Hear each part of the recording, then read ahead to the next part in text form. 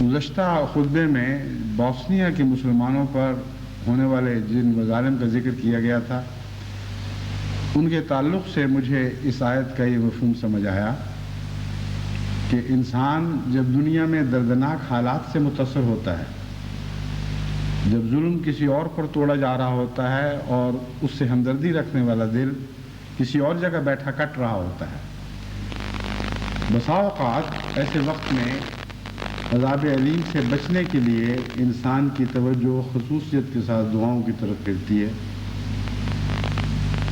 مگر اللہ تعالیٰ نے فرمایا کہ صرف دعاؤں سے کام نہیں چلے گا، دعائیں وہی مقبول ہوتی ہیں جنہیں نیک اعمال رفعتیں بخش رہے ہوں۔ اور جب بھی تم عذاب علیم کے نمونے دنیا میں دیکھو تو تمہیں ایک ایسے دردناک عذاب سے بچنے کے لیے بھی مجاہدہ کرنا چاہیے جو انسانوں کے عائد کردہ دردناک عذاب سے بہت زیادہ دردناک ہوگا۔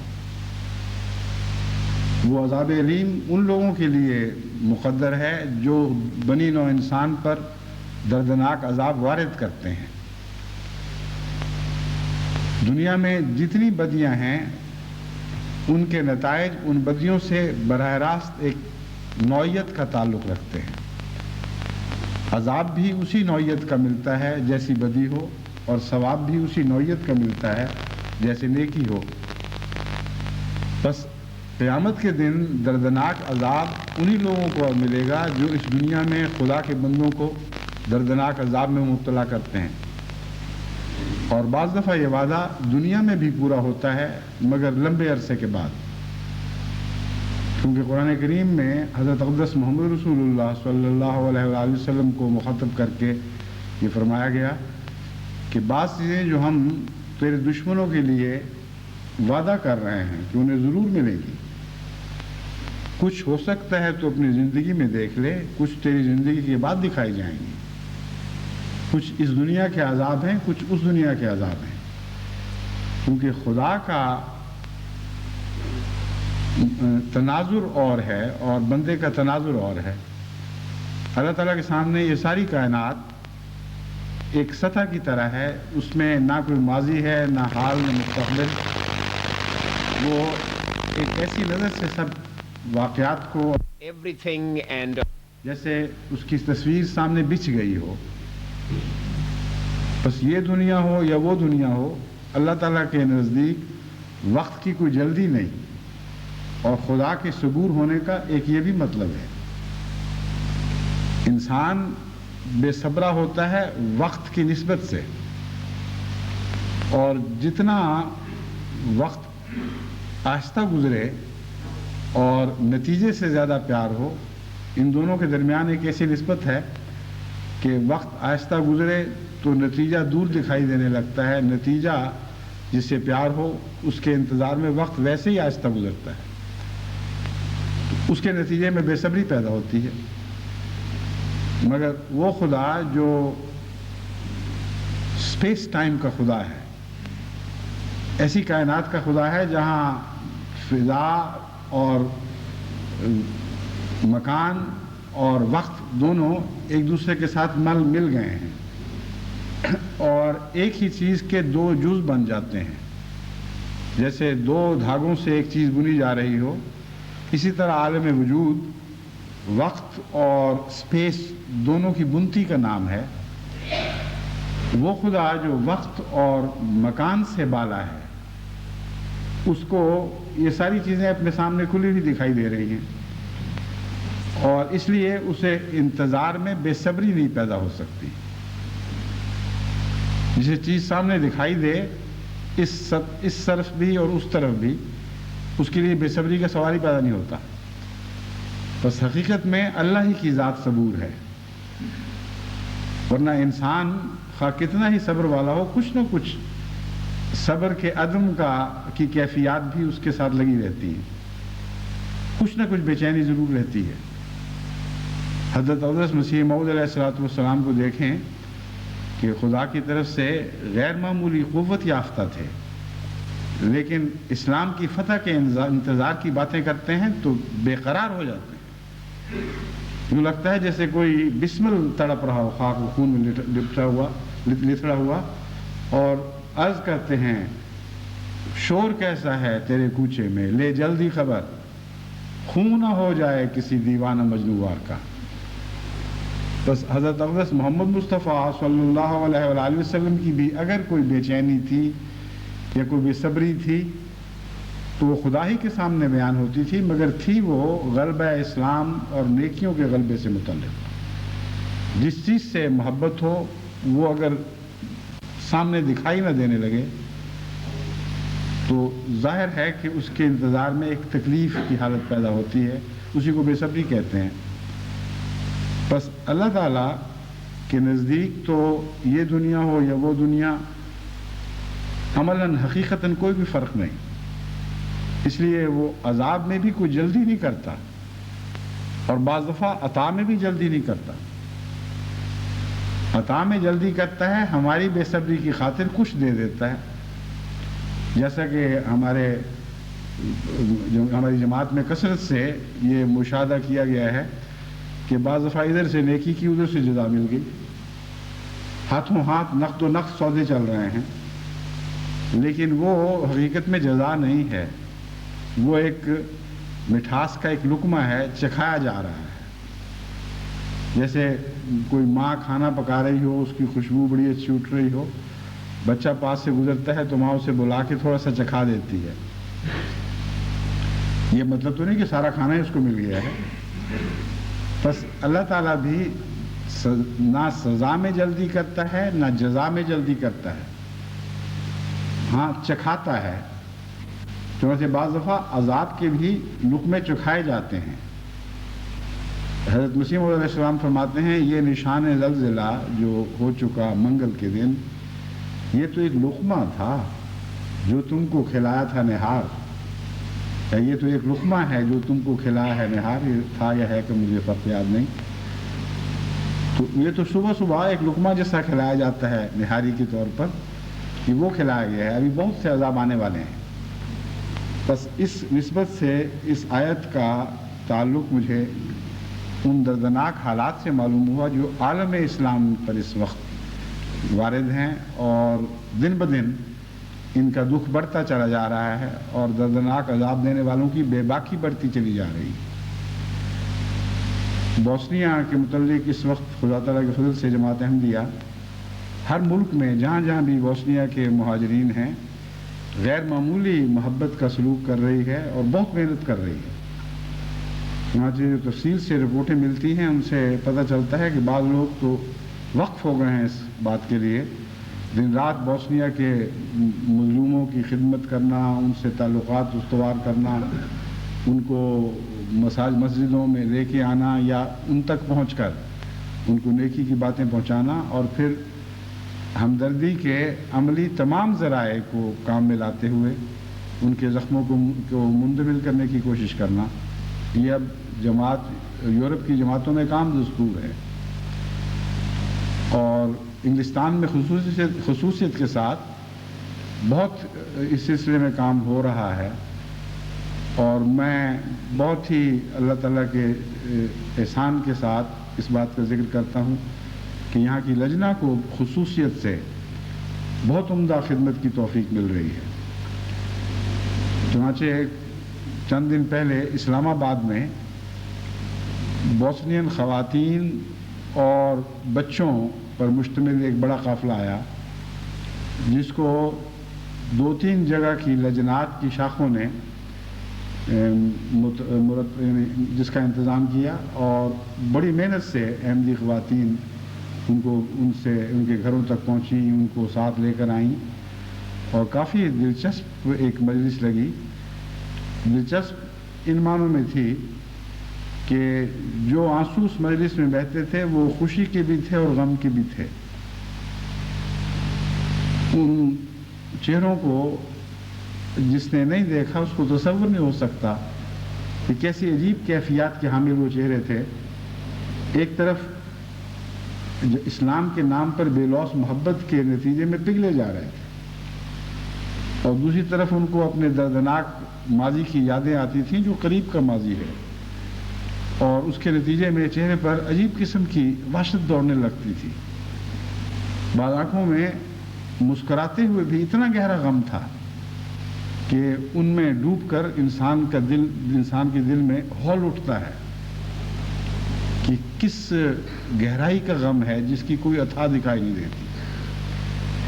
اس ضمن میں خداوند احمدیہ کے سابق صدر صاحب سے میں نے جو کام ان کے ثبوت کیے تھے ان میں سے ایک یہ بھی تھا کہ بوسنیا وغیرہ کے متعلق نظر رکھیں کیا ہو رہا ہے، دانشور کیا کہہ رہے ہیں، اور مختلف سمت سے جو بوسنیا کے حق میں یا ان کے حالات کے مختلف پہلوؤں پر آوازیں اٹھ رہی ہیں ان کا ریکارڈ کریں. چنانچہ انہوں نے جو اب تک کے مضامین اکٹھے کر کے مجھے دیے ہیں ان میں بعض ایسے مضامین ہیں جو فی الواقعہ پڑھے نہیں جا سکتے. 50,000 سے زائد مسلمان خواتین کی جس دردناک ظالمانہ طریق پہ بے حرمتی کی گئی ہے اس کی تفصیل بیان کرنے کا نہ یہ موقع ہے نہ مجھ سے ہو سکے گی. لیکن ان میں سے اکثریت کو پھر بہیمانہ سلوک کے بعد بڑے ہی ناقابل بیان طریق پر یا ذبح کیا گیا ہے یا گولیاں مار کے مارا گیا، آنکھوں میں آنکھیں ڈال کر دیکھتے ہوئے. اتنے مظالم ہیں کہ آپ ان کا تصور بھی نہیں کر سکتے کس کس طریق پر کیسے کیسے مظالم توڑے گئے. اور بہت سے ایسے مظالم ہیں جہاں ظلم کرنے والوں نے بعض دوسرے یورپین انٹرویو لینے والوں کو انٹرویو کے دوران بڑے فخر سے بتایا کہ ہم یہ کرتے ہیں اور ہمیں اسی کا حکم دیا گیا ہے. تو بہت ہی دردناک حالات ہیں، اور یہ دردناک حالات ایک غیر منصفانہ دور میں ایک جگہ سے دوسری جگہ بھی منتقل ہو سکتے ہیں. یہ دور ناانصافیوں کا دور ہے. یہ جو نیو ورلڈ آرڈر کا تصور ہے یہ کوئی خدا کے تقوی رکھنے والوں کا نیو ورلڈ آرڈر تو نہیں ہے. یہ اللہ سے اور بندوں سے محبت کرنے والوں کا تو نیو ورلڈ آرڈر نہیں ہے. یہ انصاف اور رحم سے خالی دلوں کا نیو ورلڈ آرڈر ہے. یہ ایک ایسی تعلی کی آواز ہے جو آپ کو سنائی دے رہی ہے جب ایک ظالم دیکھتا ہے کہ اس کے ہاتھ روکنے والا دوسرا ظالم اب میدان میں نہیں رہا اور پھر چنگھاڑتا ہوا وہ اپنے شکار پر حملہ آور ہوتا ہے اور سمجھتا ہے کہ کوئی میرے ہاتھ روک نہیں سکتا.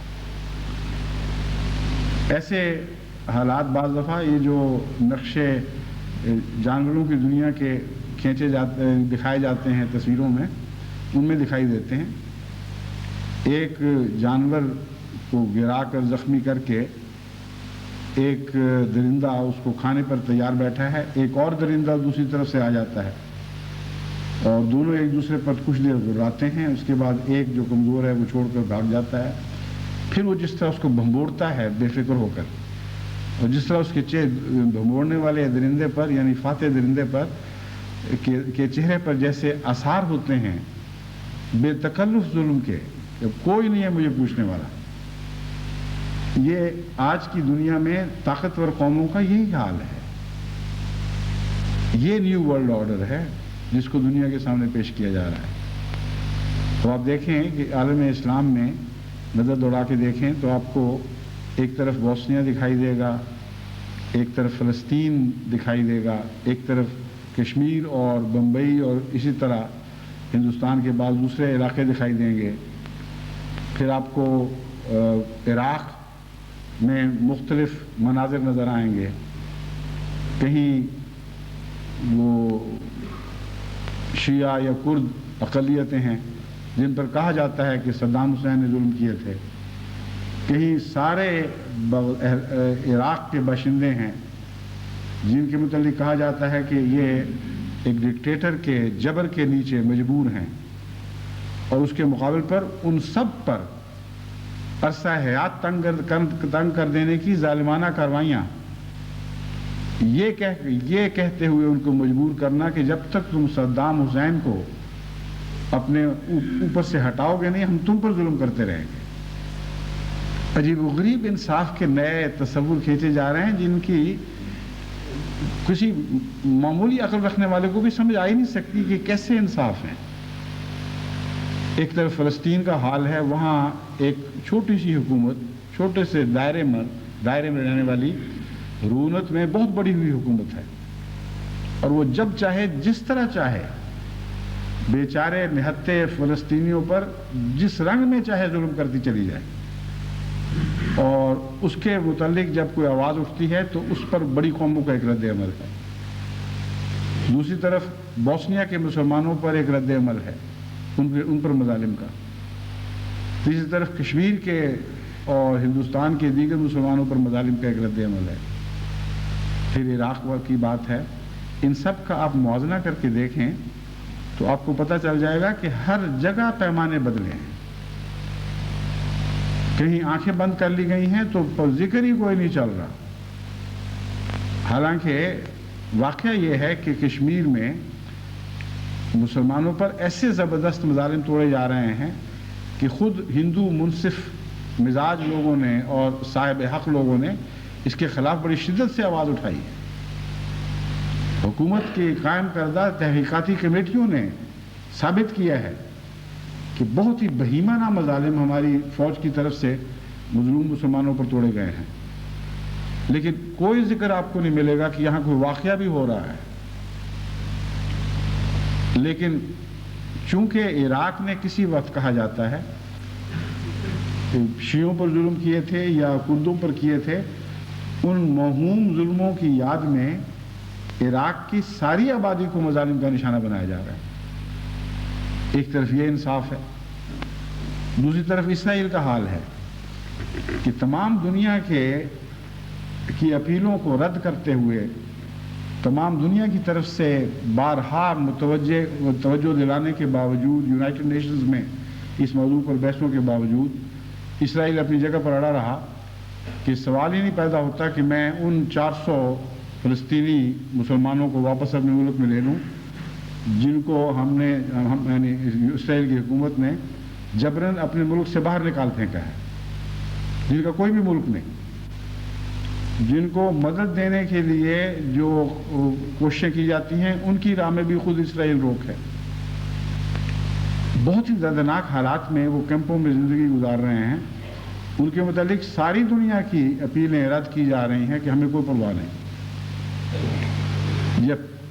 جب یہ معاملہ سیکیورٹی کونسل میں پہنچا تو ابتدائی ریزولوشن کے الفاظ یوں معلوم ہوتا تھا کہ اگر منظور ہو گئے تو اسرائیل کے لیے اب کوئی فرار کی راہ باقی نہیں رہے گی۔ بڑے شدت کے الفاظ کے ساتھ جس طرح عراق کے خلاف استعمال کیے گئے تھے اس سے ملتے جلتے کچھ تھے، ویسے سخت نہ صحیح، لیکن یہ مطالبہ تھا سیکیورٹی کونسل سے کہ ایک ریزولوشن پاس کرو کہ اسرائیل نے اگر ان 400 مسلمانوں کو واپس قبول نہ کیا تو ان کے خلاف سینکشنز عائد کی جائیں گی، یعنی پابندیاں عائد کی جائیں گی کہ ان کے ساتھ تمام دنیا کے تجارتی اور دیگر روابط کٹ جائیں۔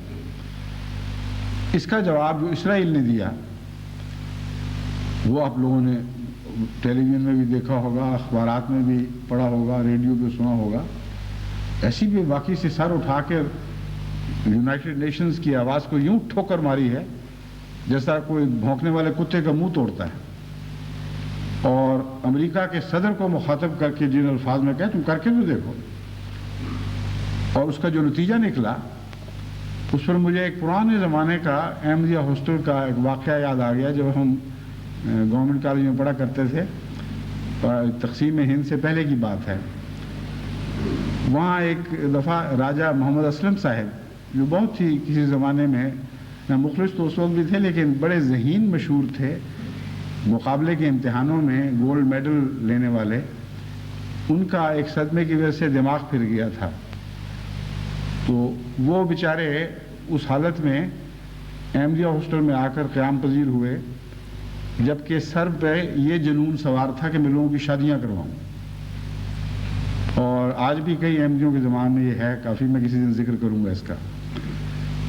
ان کو شادیوں کا شوق اس لیے تھا کہ जिस वजह से वो पागल हुए थे वो शादी के सिलसिले में एक सदमा था। बहुत ही काबिल इंसान, बहुत ही मुखलिस और फिदाई, गैर मामूली ज़हीन, लेकिन इस ठोकर में आकर उनका दिमाग चल गया। हफ्ता करीबन गुजर गया एमडी हॉस्टल बैठे बैठे। वो आए दिन लोगों के रिश्ते जोड़ते थे। किसी लड़के को पकड़ लिया कि आओ मैंने तुम्हारे लिए फलां रिश्ता ढूंढा है, किसी दूसरे को पकड़ा कि तुम्हारे लिए फलां रिश्ता ढूंढा है, किसी को दूसरी शादी, किसी को तीसरी शादी की तलकीन। आखिर सुपरिटेंडेंट साहब बहुत शरीफ इंसान थे, बड़े नरम दिल और तहम्मुल से बात करने वाले। वो आखिर तंग आ गए। उन्होंने एक सुबह की नमाज के बाद राजा साहब को मुखातिब करके बड़े अदब से फरमाया कि देखें राजा साहब, मैं आपका बहुत एहतराम करता हूँ, बड़ी इज्जत है, लेकिन कानून कानून ही है। अब देखें जमात का कानून है कि कोई गैर तालिब इल्म जो इस हॉस्टल का बाशिंदा नहीं है वो यहाँ नहीं रह सकता, और आपको 7 दिन हो गए हैं।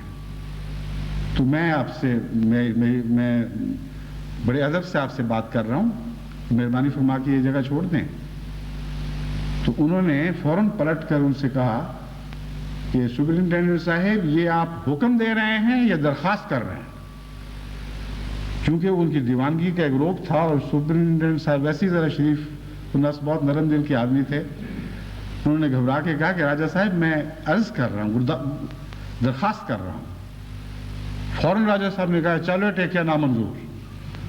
पंजाबी मुहावरा है टेकिया, मुझे तभी तक इसका मतलब नहीं समझ आया, लेकिन एक तखीर का लफ्ज़ है कोई कि चलो टेकिया नामंजूर, अगर दरख्वास्त है तो नामंजूर है ये। तो वो जो तहक्कुमात थे इसराइल के सिलसिले में अब वो दरख्वास्त बन गए हैं। जब इसराइल ने उसी दीवानगी के आलम में जो तकब्बुर और रऊनत से पैदा होती है, मुड़कर कहा कि बताओ ये रेजोल्यूशन क्या होने वाला है, हुक्म देने लगे हो या दरख्वास्त करने लगे हो? तो इंग्लिस्तान ने, जिसने रेजोल्यूशन मूव किया था, उन्होंने बड़े अदब से अर्ज किया कि हुजूर हम दरख्वास्त कर रहे हैं। उसका जवाब वही होगा जो मैं बता चुका हूं कि चलो टेकिया नामंजूर।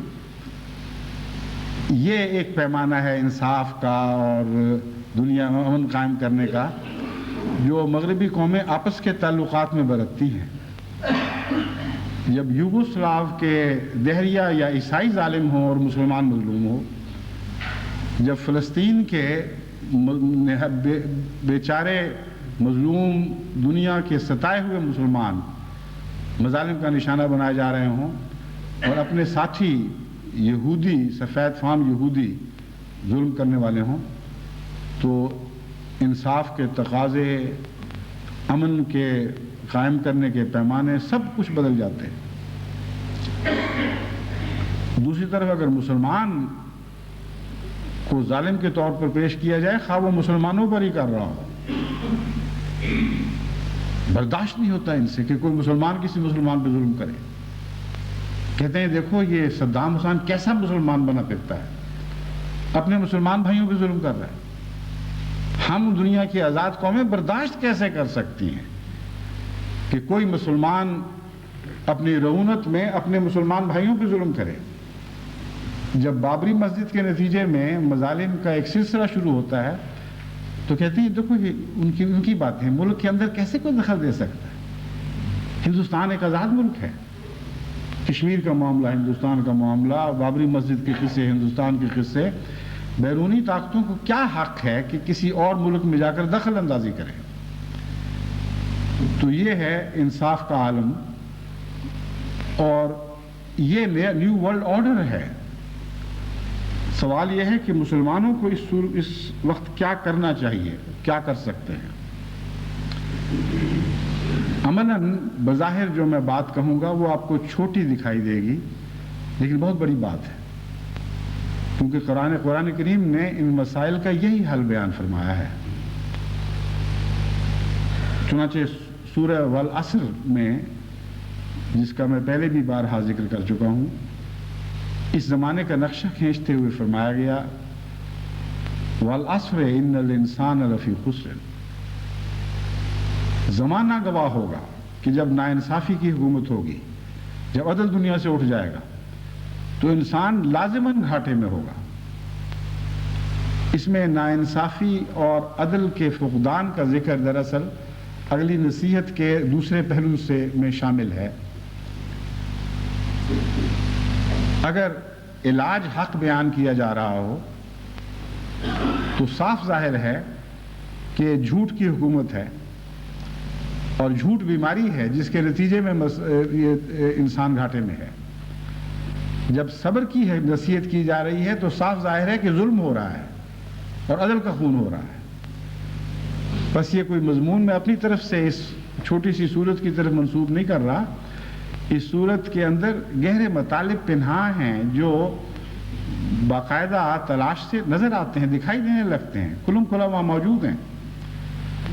بس فرمایا کہ کل عالم اس وقت گھاٹے میں ہوگا اور زمانہ اپنے اطوار سے اس گھاٹے کی گواہی دے گا۔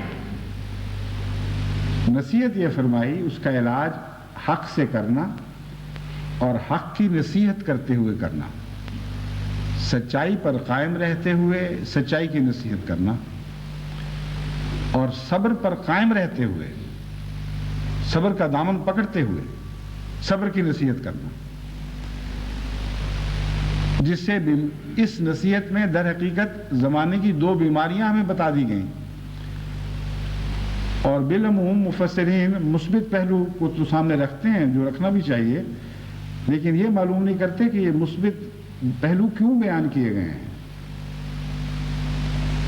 اس لیے کہ زمانہ ان دونوں باتوں سے عاری ہوگا، اس لیے ان کی تلقین فرمائی گئی کہ اے مسلمانوں، اگر تم زمانے کی تقدیر بدلنا چاہتے ہو تو بیماری کو دیکھو، بیماری کا حل تلاش کرو، جیسی بیماری ہے ویسی دوا ہونی چاہیے۔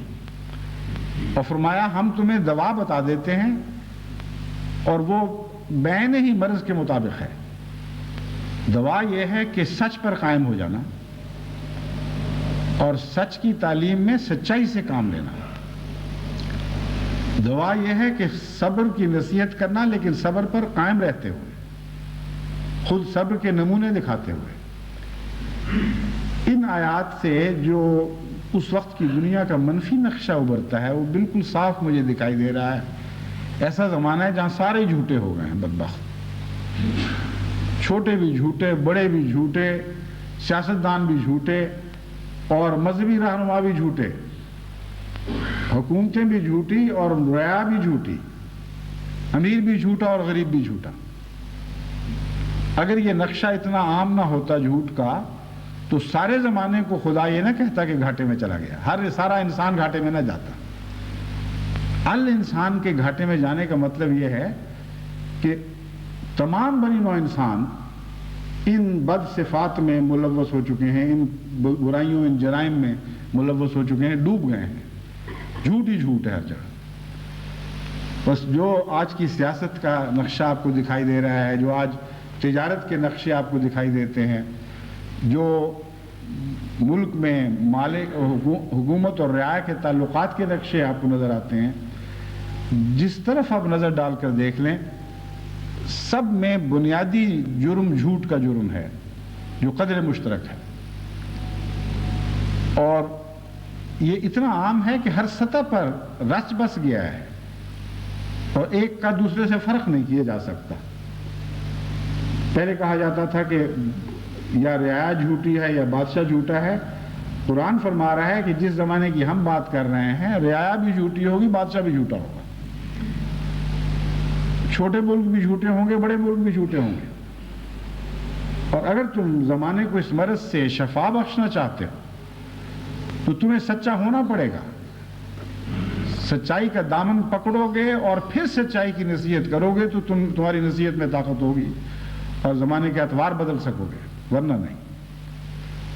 پھر صبر کا مضمون چھیڑ کر بتایا کہ بہت مظلوم ہوں گے لوگ، انسان بحیثیت انسان مظلوم ہوگا،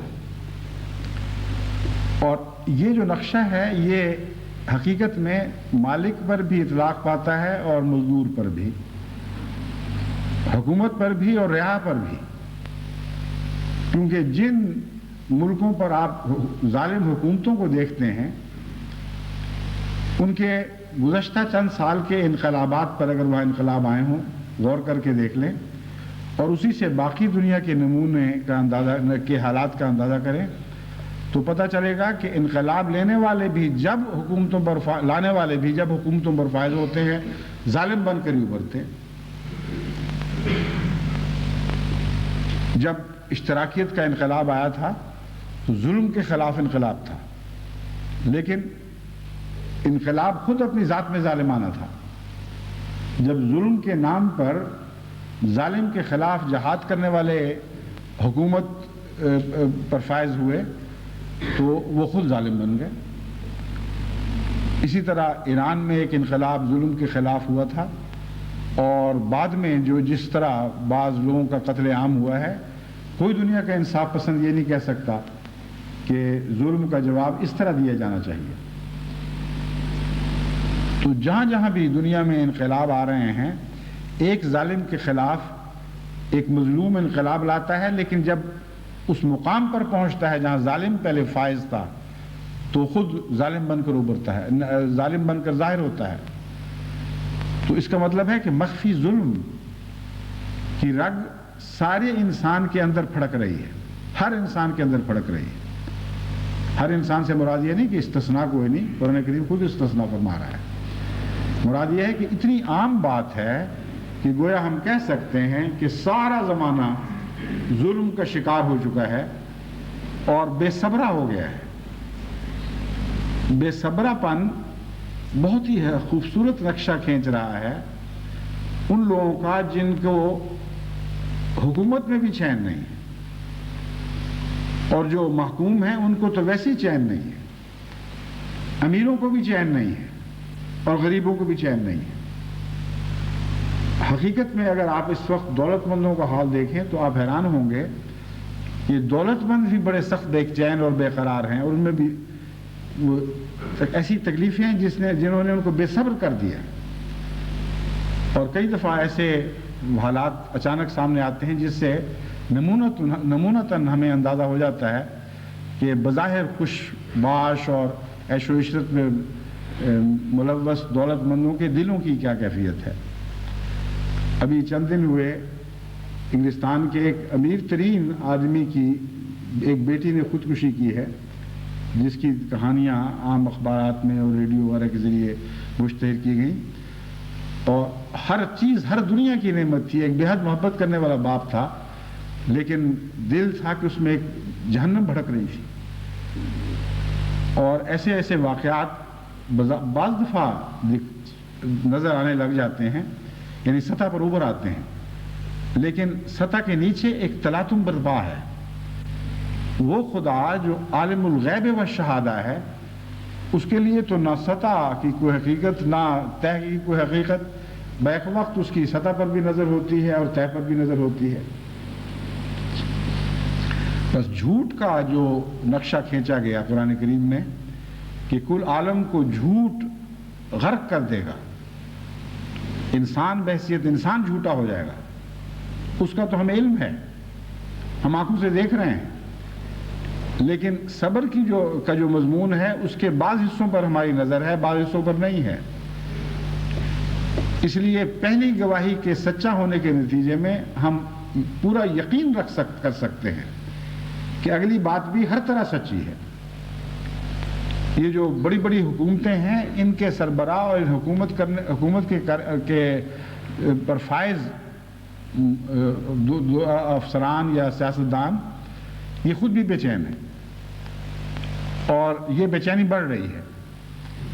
چنانچہ یورپ میں جو اس وقت کیفیت ہے، اگر آپ گہری نظر سے یورپ کی سیاست کا تجزیہ کریں تو ہر حکومت پہلے سے بڑھ کر بے چین ہو رہی ہے، اور امریکہ کا بھی یہی حال ہے۔ ایک بے چینی کم کرتے ہیں تو دوسری بے چینی آ لیتی ہے، اور ایک طرف توجہ بٹانے کی خاطر کوئی دوسرا ظلم کرتے ہیں، تو جس طرف سے توجہ بٹائی جاتی ہے وہاں مواد اٹھنا شروع ہو جاتا ہے اور ابلنا شروع ہو جاتا ہے۔ تو سارا عالم اس وقت بے چین ہے، نہ کوئی بڑا چین میں بیٹھا ہوا ہے صبر کے ساتھ ہے، نہ کوئی چھوٹا صبر کے ساتھ ہے۔ مسلمانوں کو ہدایت فرمائی کہ تم صبر سے کام لینا، اور مسلمانوں نے چونکہ خصوصیت سے اس زمانے میں مظلوم بننا تھا، اس لیے خصوصیت سے صبر کی تلقین فرمائی گئی۔ بس مسلمان قوموں کے لیے نجات کی یہ دو ہی راہیں ہیں: سچ پر قائم ہو، اور اس وقت بدنصیبی کے ساتھ مسلمان ملکوں میں اتنا جھوٹ ہے کہ جس طرح سڑے ہوئے گوشت میں سونڈیاں دکھائی دیتی ہیں، اس طرح کثرت سے جھوٹ بولنے والے سوسائٹی میں کل بلا رہے ہیں۔ بہت ہی مکروہ نظارے ہیں، اور چھوٹے بڑے اکثر جھوٹے ہو چکے ہیں۔ سیاستدان تو بطور خاص جھوٹا ہے۔ حکومت سے باہر سچ دکھائی دیتا ہے، حکومت سے باہر رہتے ہوئے سیاستدان جھوٹ کو نفرت سے دیکھتا ہے، جھوٹ پر تنقید کرتا ہے، جھوٹ کو پاؤں تلے روندنے کے دعوے کرتا ہے، مگر وہی سیاستدان جب حکومت میں آتا ہے تو جھوٹ اس کا اوڑھنا بچھونا بن جاتا ہے۔ یہ کسی ایک ملک کی بات نہیں کر رہا، یہ ایک عمومی صورتحال ہے جو ساری دنیا میں دکھائی دیتی ہے، اور مسلمان ممالک اس سے مستثنا نہیں ہیں بدقسمتی سے۔ بس مسلمانوں کے لیے بطور خاص نصیحت ہے کہ تم حق پر قائم ہو، حق کی طرف لوٹو، ورنہ تم بھی گھاٹے پانے والے انسانوں کی طرح اس گھاٹے والے زمانے کا شکار ہو جاؤ گے۔ اور فرمایا صبر سے کام لینا۔ ان مظالم کے وقت حقیقت میں سوائے صبر کے اور کوئی چارہ نہیں ہے۔ اگر مسلمان صبر سے کام لے تو اسے زیادہ وقت ملے گا اپنے حالات کا جائزہ لینے کا بھی، اور دشمن کے شر سے بچنے کا بھی۔ جب صبر کی تلقین کی جاتی ہے تو لوگ سمجھتے ہیں کہ ہم پر ظلم کر رہا ہے، ہم پر یہ شخص ظلم کر رہا ہے، ظالموں کے حق میں بول رہا ہے۔ لیکن خدا کی نصیحت صبر کی ہے۔ اگر صبر کی نصیحت میں نہیں کروں گا تو جھوٹ بولوں گا۔ اگر بے چین اور بے تاب رد عمل کی تلقین کروں گا تو یہ جھوٹ ہوگا۔ امر واقعہ یہ ہے کہ اس وقت اس دور میں سب سے زیادہ مسلمان کو صبر کی تلقین کی ضرورت ہے، اور صبر کے نتیجے میں بہت سے بڑے مظالم جو آگے ان کی راہ تک رہے ہیں۔ اس راستے پر بہت سی کمین گاہیں ہیں جس راستے پر آج ہم چل رہے ہیں، اور بہت سے حملے ہو رہے ہیں، ہو چکے ہیں، اور بہت سے ہونے والے باقی ہیں۔ ان سے نجات کی یہی راہ ہے کہ ہم اس وقت فوراً صبر کی پناہ میں آ جائیں۔ مجھے یاد ہے کچھ عرصہ پہلے یوگوسلاویا کے البانیہ کے باشندے، ان کے کچھ لیڈر میرے پاس مشورے کے لیے آئے۔ یہ ان دنوں کی بات ہے جب کروشیا کی طرف سے نئی نئی بغاوت ہوئی تھی، اور وہ قومیں جن میں مسلمان البانیہ کے مسلمان بھی ہیں، بوسنیا کے مسلمان بھی، ان میں یہ خیالات بیدار ہو رہے تھے کہ ہم بھی بغاوت کر کے، ہم بھی کھلی جنگ کے ذریعے اپنے سابقہ مظالم کا بدلہ لیں اور اپنی آزاد حکومتیں قائم کریں۔ تو ایک گروہ جو یورپ کے مختلف باشندوں، یورپ سے آنے والے مختلف البینین رہنماؤں پر مشتمل تھا، وہ مشورے کے لیے میرے پاس آیا۔ تو میں نے ان سے کہا کہ دیکھو، تم تلوار کے ذریعے اس وقت یوگوسلاویا کی حکومت کا تختہ الٹنے کا تصور بھی نہ کرنا۔ میں نے کہا کروشیا میں جو کچھ ہو رہا ہے یہ تو کچھ بھی نہیں ہے جو تمہارے ساتھ ہوگا۔ کروشیا پر باوجود اس کے کہ مذہبی اختلاف نہیں تھا، پھر بھی بڑے مظالم توڑے گئے، اور کروشیا کی بڑی سنجیدگی کے ساتھ اہل مغرب نے مدد بھی کی ہے۔ میں نے کہا تمہاری مدد کو کوئی نہیں آئے گا۔ جو مسلمان تمہیں ہتھیار دیں گے، اگر کوئی دیں گے، تو وہ ہاتھ کھینچ لیں گے، اور جب مغرب نے قدغن لگائی ہتھیاروں کے داخلے پر تو مجال نہیں ہوگی کسی کو تمہیں ہتھیار پہنچا سکے، اور بالکل برباد کر دیے جاؤ گے۔ جس حال میں ہو اس سے ہزاروں گنا زیادہ بدتر حال ہو جائے گا۔ اس لیے سنجیدگی کے ساتھ اگر اپنی فلاح کی باتیں پوچھنا چاہتے ہو تو میں تمہیں سمجھاتا ہوں، اور چند باتیں ان کو میں نے سمجھائیں کہ اس طریق پر پہلے اپنے آپ کو منظم کرو، اپنے حالات درست کرو، اپنی اقتصادیات کی فکر کرو، اپنی تعلیم کا معیار اونچا کرو، اور رفتہ رفتہ تھوڑا تھوڑا آزادی لے کر کچھ نیا دمخم اپنے اندر پیدا کرو۔ غرضی کی اور بہت سی باتیں تھیں جن کا تفصیلی ذکر یہاں مناسب نہیں. کچھ ان میں سے ایسے تھے جو بہت مطمئن ہو کے گئے, کچھ ایسے تھے جنہوں نے اپنی بے چینی کا کھلم کھلا اظہار کیا کہ دیکھا نا تمہارے متعلق کہتے تھے نا کہ تم مغرب کا لگایا ہوا پودا ہو, ویسے ہی مشورے دیتے ہو.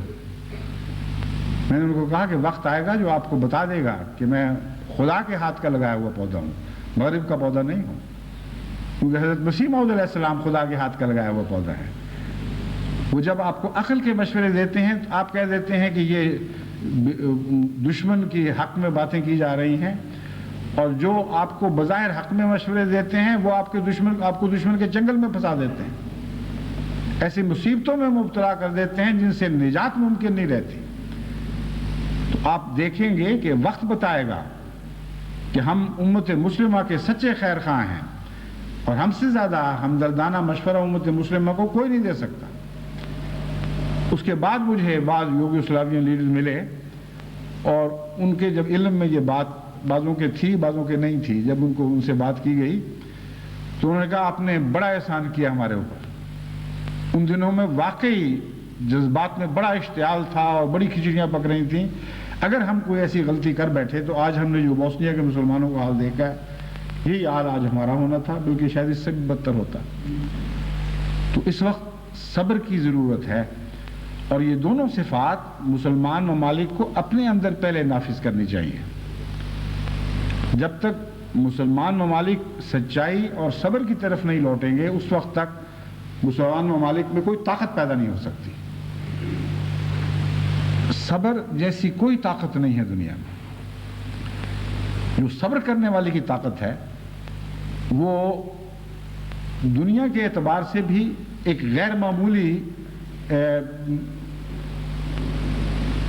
طاقت کے جمع کرنے کا فارمولہ ہے. ڈیم ہے مثلا, یعنی بڑی بڑی وہ جہاں پانی بند کر کے, دریاؤں کے پانی بند کر کے بڑی بڑی جھیلیں اور تالاب بنائے جاتے ہیں, ڈیم کہتے ہیں اس کو. وہ دراصل ایک صبر کا نمونہ ہے. پانی بہتا رہتا ہے, اگر بہنا روک دیا جائے کہ اس طرح اپنی طاقت کو ضائع نہ کرو, رک جاؤ, تو وہ طاقت ضائع نہیں ہوا کرتی, وہ جمع ہو رہی ہوتی ہے,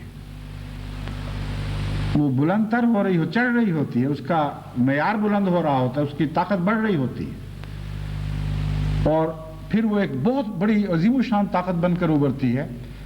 اس وقت اگر وہ ٹوٹے تو بڑے بڑے علاقوں کو تباہ و برباد کر دیتی ہے, جبکہ وہ دریا جس کو روکا گیا تھا خواہ کروڑوں سال بھی بہتر ہے تب بھی ویسی تباہی نہیں بجا سکتا. تبھی ہمارے محاورے میں کہتے ہیں تجھ پر میرا صبر ٹوٹے. صبر پہلے اکٹھا ہوگا تو ٹوٹے گا نا. اگر صبر اکٹھا ہو ہی نہ, گالیاں دے کر اور اشتعال انگیزی کی باتیں کر کے دل کے سارے غبار نکال لیے جائیں, اور بات بات پر جھڑپیں کر کے کسی پر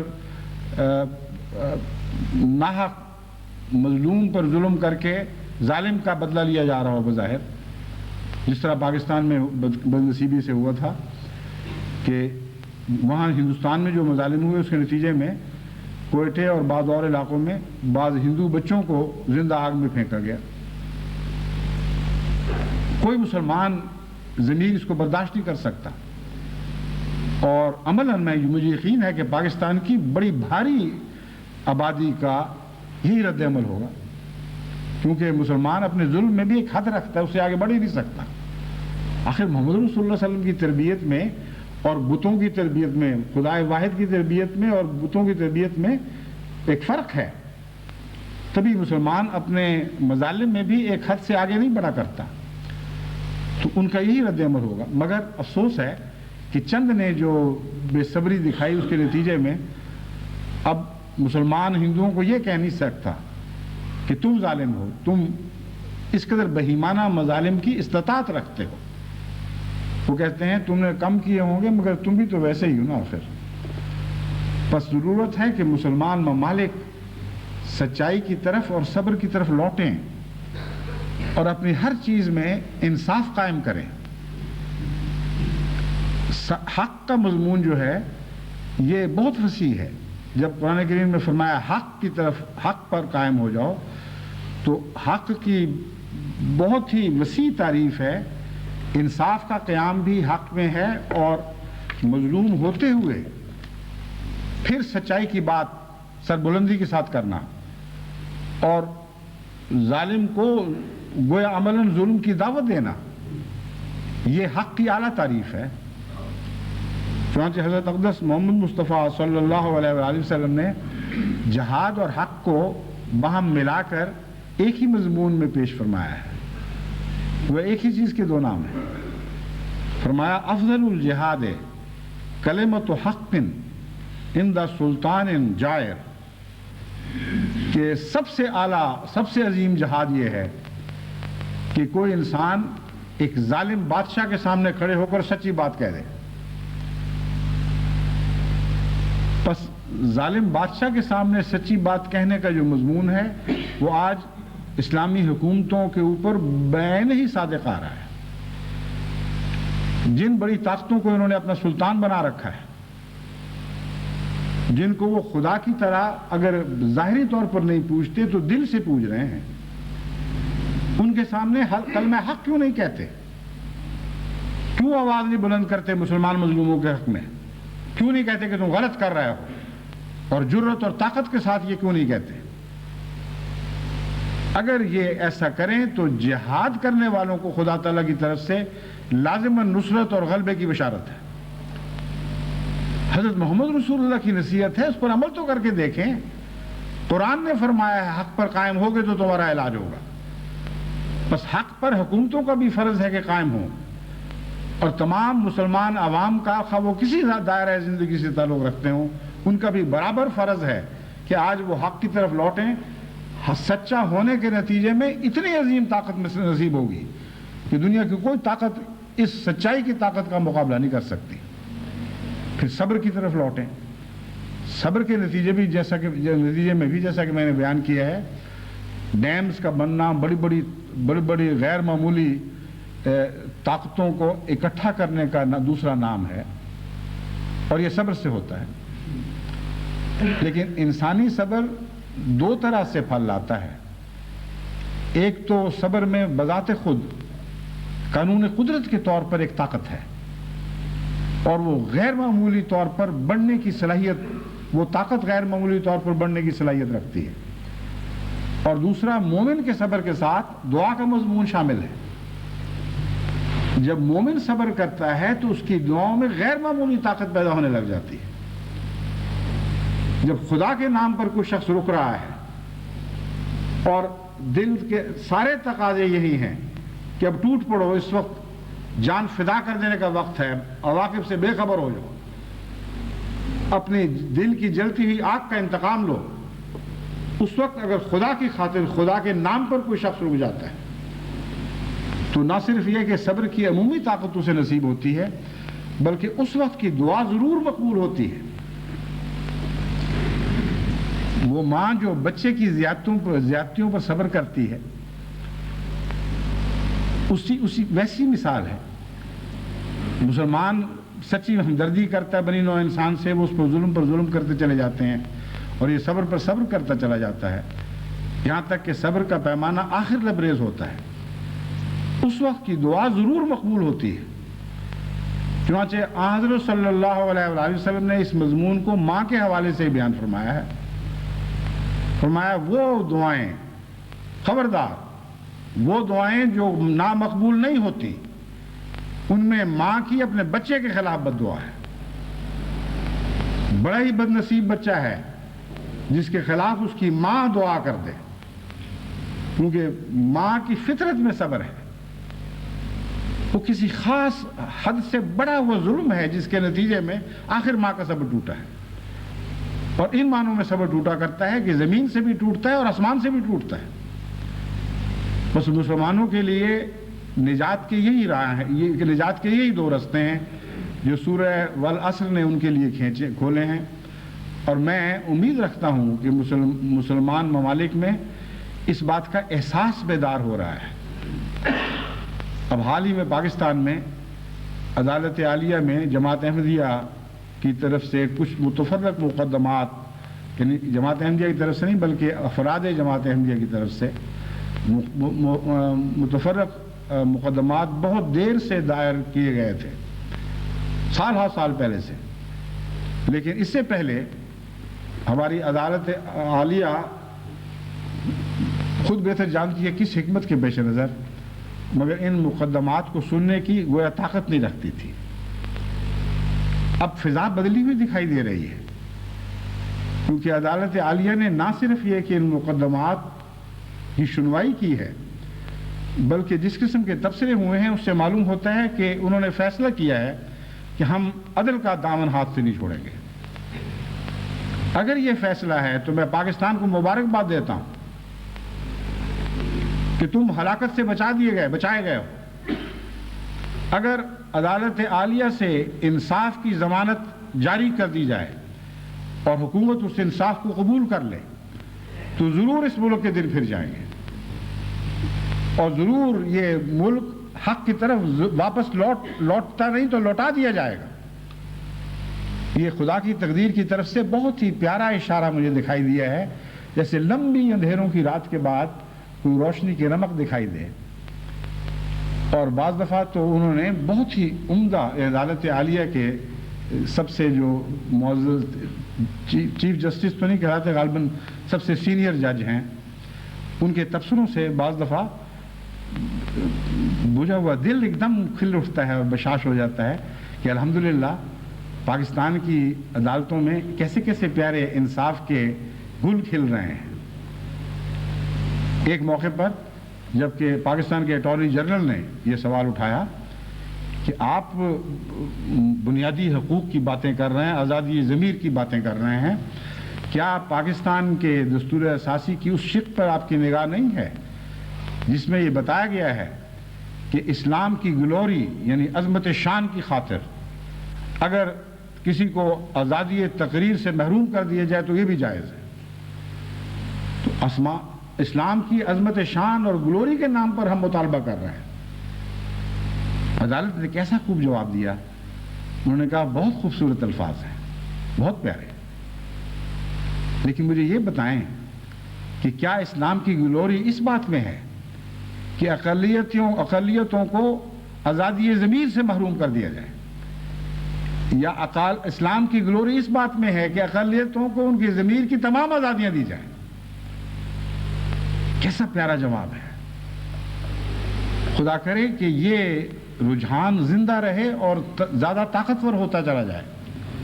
خدا کرے کہ سازشوں کی دنیا میں ایسی سازشیں نہ پل سکیں جن کو پالنے کی کوشش ضرور کی جائے گی۔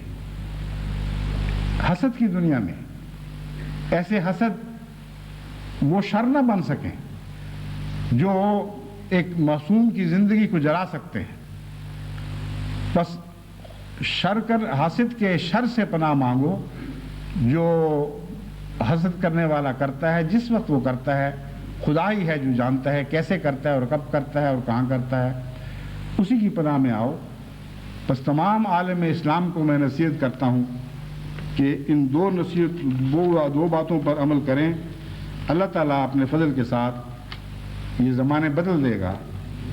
اگر اتنی لمبی رات کے بعد پاکستان میں بھی نور کی ایک شعاع پھوٹی ہے تو کیوں نہ ساری دنیا کے لیے دعا کریں کہ تمام دنیا میں بھی نور کی یعنی خدا کے عدل کے نور کی شعائیں پھوٹیں۔ بہت سی ایسی باتیں اور بھی میں نے آج کرنی تھیں، مگر چونکہ وقت ہو چکا ہے، انشاءاللہ آئندہ خطبوں میں پھر ملیں گے۔ خطبوں کا انتظار تو ویسے ہی اب بڑا ایک صبر آزما ہو چکا ہے، صبر کی تلقین ہے، تو میں اسی تلقین پر اس مضمون کو ختم کرتا ہوں۔ اگلے خطبے تک صبر سے انتظار کریں، انشاءاللہ باقی باتیں آئندہ۔ السلام علیکم۔